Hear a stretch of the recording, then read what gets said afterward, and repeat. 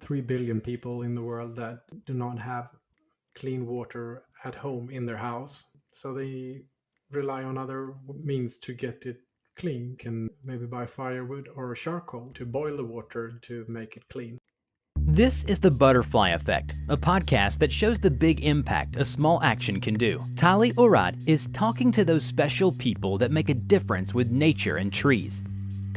Welcome everyone to The Butterfly Effect. My name is Tali Orad. I'm your host and your butterfly here.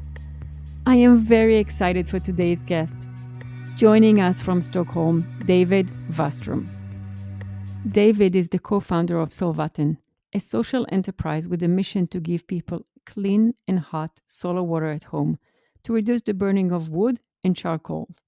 David has a background in film and television. He is a storyteller, telling Solvatten stories with the tag Sunshine Stories. David is a father of two, and for him, climate activism gets even more personal when facing with the intergenerational consequence of climate change. So welcome, David, to The Butterfly Effect. Well, thank you so much for having me. It's a pleasure to be here. A pleasure is all mine. Let's start by understanding what is Solvatten. It basically started 10 years ago with my mother, a clever woman, wanted to make something really meaningful in her life. And she started to think about with different prototypes of jerry cans, plastic jerry cans. One thing kind of led to another, and she started working with these water jerry cans. She found out that these are actually UV sterilizing the pathogens inside the water. With just the help of sunlight, you can destroy all the microorganisms that could be harmful to you to drink. Within a few years, the prototypes started developing to real functioning 10-liter jerry cans, and we got some angel investors on board, and we could start building the first pilot project in the world. Now Kenya, Uganda, Burkina Faso, Rwanda.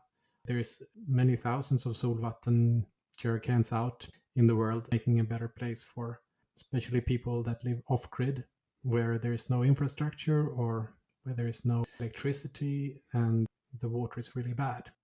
This is great. So it's a portable plastic jerry can with a solar panel that cleans and heats the water, right? Yeah. How exactly does it work? It renders the pathogens harmless.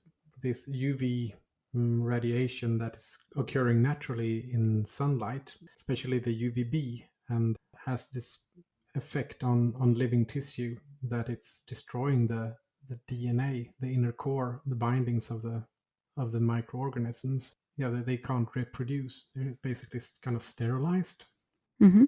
just by exposing it to sunlight and heating the water up in a kind of in a synergetic effect that occurs there.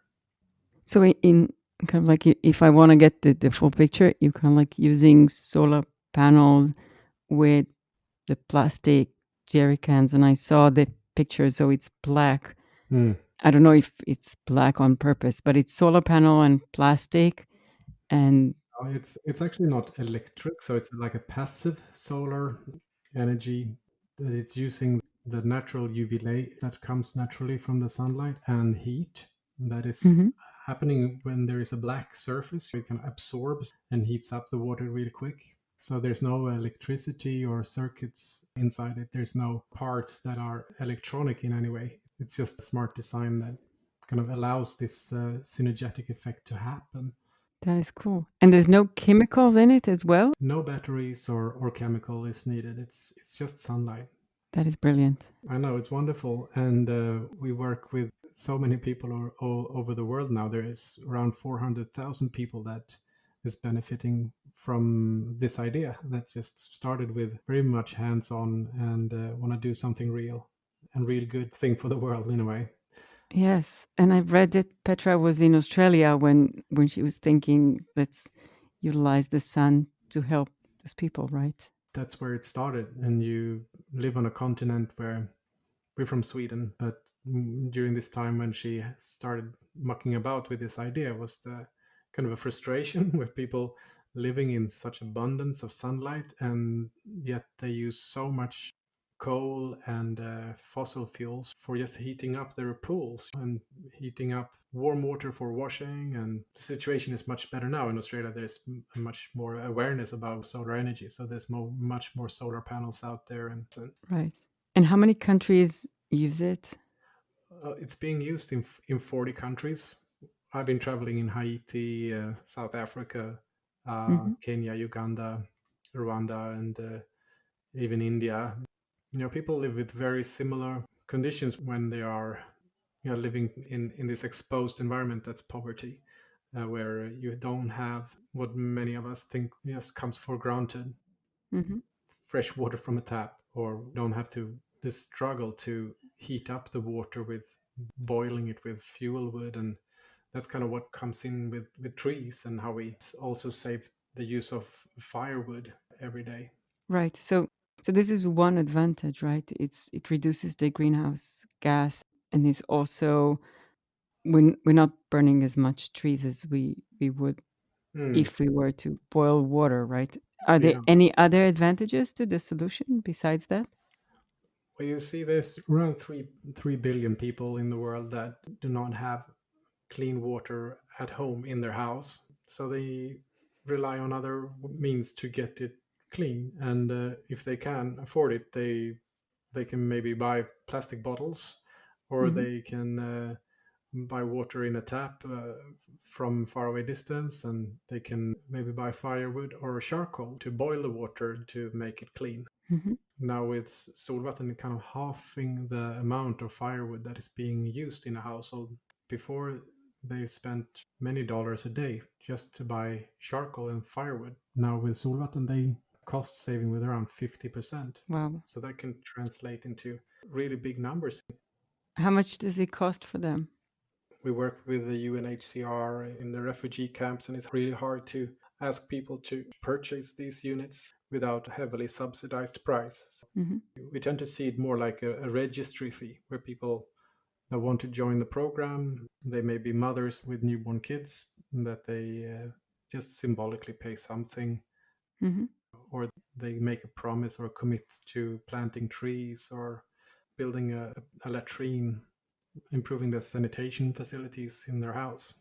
Hmm. So it's kind of conditional in a way, but mostly that is with the UN, with the organizations, to give advice on how we can sustain use and uptake of the solution, because it's no solution if nobody's using it, right? Right, of course. Speaking of using it, you mentioned 10 liters. Is that enough for everything they need to do? You cook with it, do you drink? I don't know if it's being used for other things. I mean, laundry can be done in cold water, but Hmm. is that enough? Of course, 10 liters are easy, to maneuver and carry around and handle. Hmm. So there's the benefit of being portable. And if you start early in the morning, you have the possibility to do it maybe 2 or 3 times per day. So then you're up around 30 liters of water on a daily basis. And for drinking, yeah, that's perfect. Of course, washing, cooking, and using it for preheating the water before eating or for cooking something. Hmm. Of course, you could live very well with 30 to 40 liters of hot and clean water. So they need like 3 or 4 for household, or is the community together using it? How do you see people using it? We see both schools and families and health clinics using it for what they are doing. The average person maybe drink around a half liter or a liter a day. If there's a big crowd, you can have a few of them. The portability again, and ability to adjust it kind of in so that it's directly facing the sun. In the morning, the sun rises in the east, so you gotta shift the position of the Solvatten jerry can from one position earlier in the morning till later in the afternoon. So you have ability to move it. So that's a plus with having something that is portable. And how long does it take to heat up? About 2 to 6 hours, really depending on the weather. But it's in the tropics there is abundance of sun, and we see about an hour and a half, 2 hours on average. Do you see it being used in a commercialized way, even in Western countries, not just developing countries? I mean, I see there's so many benefits, right? Hmm. So why not suggest it to others? Not everybody has to, right? Yeah. Do you have a country house, or do you live sometimes off grid? How would you look at yourself doing without electricity? I do camping, but that's 24 hours. It's okay with Yeah. no shower. I Yeah. bring my water, but I'm thinking there are countries that you heat your water to Mm. take a shower, right? Mm. I heat my water to take a shower. I get hot water in my tap, Mm. just coming as hot. So I wonder if there is a way to do it so we don't use so much fossil fuel or don't Mm. use so much energy, because there is going to be energy being used to heat my water, Mm. everybody's water Yeah. somehow. And it's plenty of sunlight for everybody. It's just a way to utilize it, be smart about different technologies, and think about things that can be double good. you know Right. to answer the question about commercial, and there is of course a possibility to think of Solvatten as a purely kind of commercial product, but every household that is struggling with off-grid, with blackouts and electricity shortages, constantly poor water qualities, they are the ones that we want to sort of help, and finding a way for them to be able to purchase the unit without too high price. So there's that's dilemma in a way. Right. We just focus on off-gridders or preppers and the doomers in the US. I'm sure we could sell units, but we would love really for more people that have Need no it. a little Yeah. hope to have more hope for the future. Maybe subsidize it by Mm. those, anyone that you buy, you donate one to Yeah, countries that need it. yeah. So we Yeah. we have that on the website where you can actually buy one, and we'll give leaders to people. Part of the proceeds goes to support our projects. Hmm. We don't want people just to buy it to have it. I mean, it's better that it's used by somebody who really needs it, right?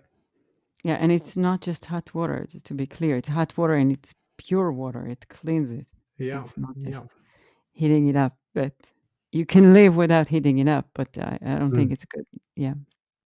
I know in 2013, President Barack Obama visited the Royal Institute of Technology in Stockholm, and Petra was given the opportunity to present it and explain it to him. I mean, I'm assuming you were there as well. Yeah, yeah, that's Can you correct. share with us how it was? There was a phone call to our office here in Stockholm in the beginning of September, and they said, "Well, we have a special request from somebody at the foreign department. There's a delegation coming to Sweden, and the President Barack Obama has expressed his interest in Solvatten and want to know more about what you are doing." And well, that's a phone call you don't forget, really, is it? Yes.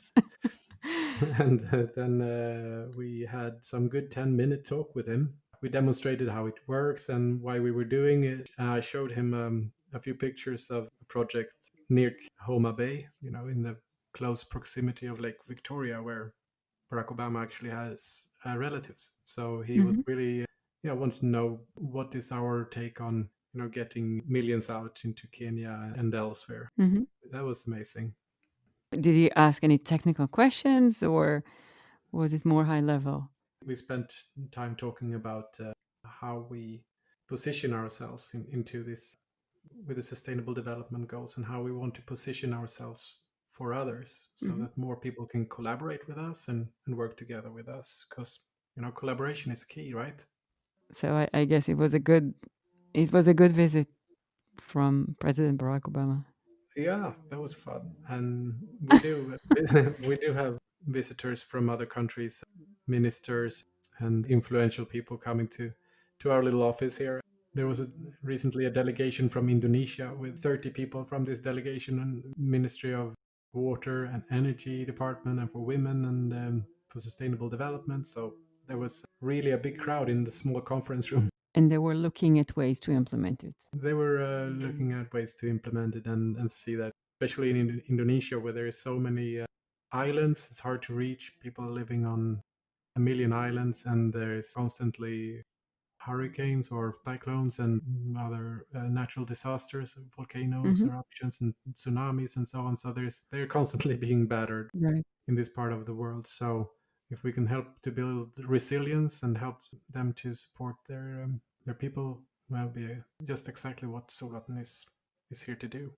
And were you considering, besides working with the UN, working with the Red Cross? Because Red Cross is usually the name you hear when Mm, there's a natural disaster, and yeah, they are the one giving help, and they are the first one on the scene.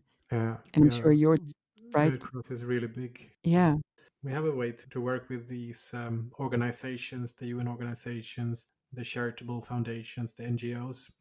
We very pragmatically want them to try a few and write a few. We right now we're working a lot with Plan International Hmm. and the Lutheran World Federation and the UNHCR. Those are the three big implementers at the moment.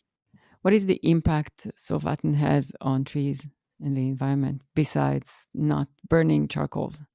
We have a way to calculate the savings of 5 to 6 trees per Solvatten unit per year. That's equally around 60 trees in its expected lifetime.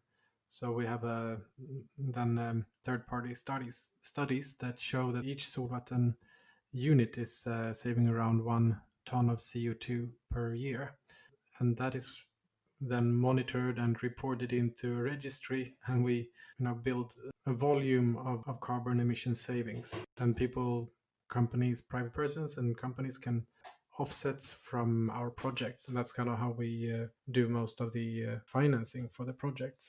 And what is the lifetime of a jerry can?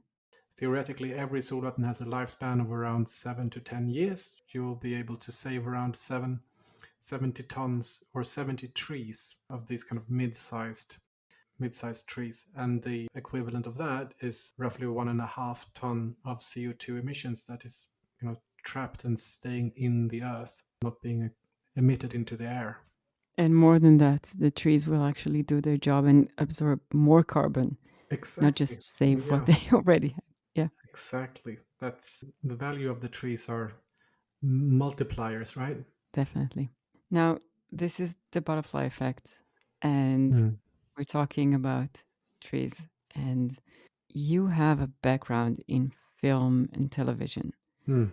I know you are now, as a storyteller, telling the Solvatten stories, the tag of Sunshine Stories. So Mm. I'm going to challenge you now, and I'm going Mhm. to ask for a story that is in line with what you guys are doing and trees and nature, and Mm. see how it goes. Well, the avocado trees in Kenya, they are amazing. The fruit in its size, it's almost like a basketball. And you travel to the interior and you meet with a group of people, and yet they have this natural gathering point in the community under this massive avocado tree. We had a presentation of Solvatten just under it. We were given a wonderful dance and song after we did the presentations and the demonstrations and everything.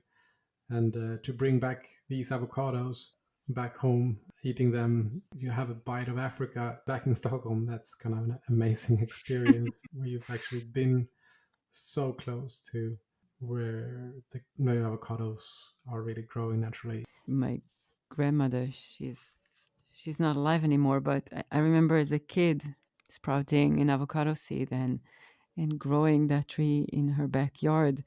That I think the avocado tree is still there. Mm, She's not, I'm not, but the mm. avocado tree is still there. That's a wonderful fruit, wonderful vegetable. Thank you, David. This is a wonderful story. I'm sure it's just a one of many. So if you come up with more, please feel free to share. So I'm sitting in a room with a bunch of photographs. One is from Pokot in North Kenya, and you see this man sitting by the roadside. Next to him, he has three big piles of charcoal or sacks of charcoal, Hmm. which he's gonna sell to people passing by on the road. These three sacks of charcoal is gonna bring him maybe $2 or $3, and it takes a lot of time for him to do three big sacks of charcoal, right? And it takes a lot of wood that he have to walk into the bush, cut, and then make charcoal of. So in this picture I took when we were traveling in the north with one of the organization that was just an environmental organization trying to get more renewable energy into people to use more renewable energies such as solar. Mm-hmm. So we could directly see when we stopped by the roadside how Solvatten could both help this man to switch into more renewable energy and it could help him to save money instead of making money on chopping down trees. Mm-hmm. We're all support for the forest and the trees because without it there's no water. So we have to keep the trees and in place for so many reasons, for weather and for life. It's a sustainer of life. Right. This man from Pokot, and it's not dignified in a way that he spends his days cutting down the forest and selling the charcoal illegally to the black market. Mm-hmm. But it's the only way that he can do it. So you have to replace it with something good that he can actually do. Right. He won't cut the trees if they will not be needed, but will he be able to do something else? That's a bigger question, I guess. Yeah, I mean, we have to give people the option of doing something else, and that's kind of how you start the big change. Mm-hmm. By giving people alternative ways to boil water, to prepare food.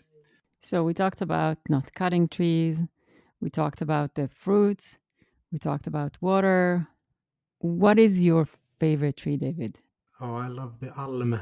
In Sweden, we have these trees that are alm trees, and they have rounded leaves. Mm-hmm. They're very slow growing in a way, so that they can sustain their size for a long time, but they get so dense in the core, in the flesh, so to speak. We have a number of parasites that's giving them this disease. So there are less and less of them. So I really want them to be around for my grandkids because they're amazing trees. How do you say tree in Swedish? Träd. Träd. Träd. We have this a with two dots on top of them, and that goes ah. Okay. Thank you so much, David, for joining me today. Now I'm excited to be part of a 1 trillion project because we need to do collaborative efforts to sustain this world, and we need to inspire people that we can do things. Yes. We need to come together. We need to act. We need to act now. Thanks again, David. And thank you, everyone, for joining me today at the Butterfly Effect. I really appreciate you coming on this journey with me, and I hope to see you next time. And remember, it only takes a small action to make a big difference. Be a butterfly. And that's all for this episode. Thank you for joining us today. Please subscribe to hear more of our stories of change.